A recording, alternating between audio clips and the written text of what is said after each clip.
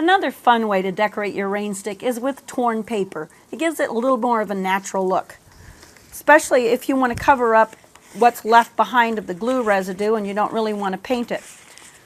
Best thing to do is to tear the paper into little pieces, not necessarily strips, leaving no straight edges.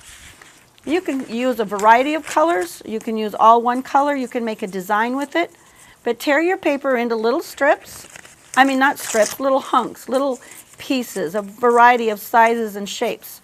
If you're really good at it, you might be able to tear specific shapes out of your paper, but you just don't want to leave any straight edges.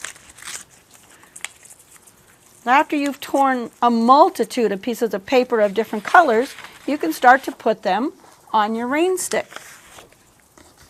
What you might want to do is take one particular color and glue it on, maybe in a row, so that you have one color here, and then glue another color on, and then fill in like a mosaic until your entire rain stick is covered with little pieces of torn paper. You can experiment on your work surface first and make a design that you think would be pleasing, different colors, change it around, and then copy it as you glue it onto your rain stick. Just simple craft glue works really well when you're dealing with cardboard and construction paper.